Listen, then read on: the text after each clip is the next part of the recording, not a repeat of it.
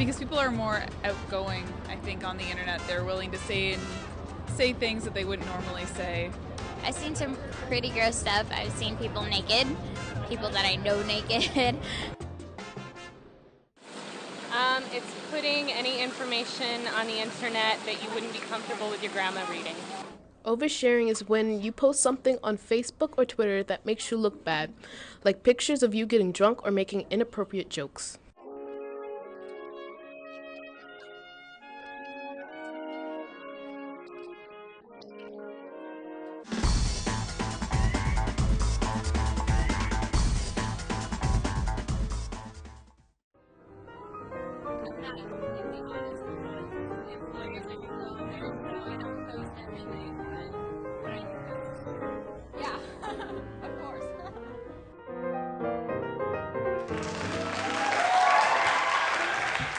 What knowledge did the people you interviewed have about, the permanence of what they post? So I was really surprised to see that people don't really think that there's other people on the other screen looking at what you're putting on, what statuses you have, what pictures you have, and how much knowledge or lack of knowledge they knew about their reputation and how it affects their life later on was really shocking, considering that these were adults who probably were using Facebook or Twitter for a number of years. Were they surprised? We're 16, 15 years old, they're 20, 30, 50 years old, and they have no idea. This is a fun conversation, by the way.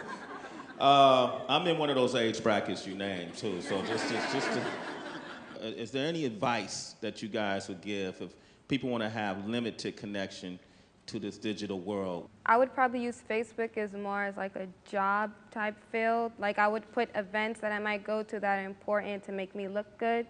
And for my personal life, I put that on my cell phone. What about you, Sarah? You ever post something you wish you never posted on your Facebook page? I would say that I try to treat my Facebook professionally, similar to some of the other panelists here. However, every once in a while, there is a comment that may be too quick that could be interpreted the wrong way. When reading it again, I'd be, oh, maybe this could be misinterpreted. So it's important to read over your comments twice before you post them.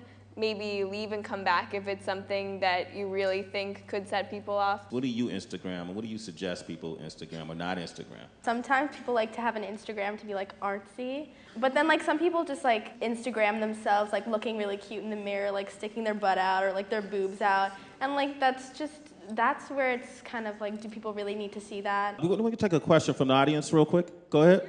Last year, I was on the TV show The X Factor, and so for my first audition, I was initially in a group with my best friend, and my audition aired, and they put it on YouTube, and what actually happened was they kind of like, I don't want to put the blame on them, but they kind of twisted what happened and made it appear different to the people like on television. So I just want to ask you guys how you think people should deal with stuff that they can't control that's put on the internet of them. What I like to do is I kind of like to sit at my computer and I like to take a deep breath and I like to think about what's tangible.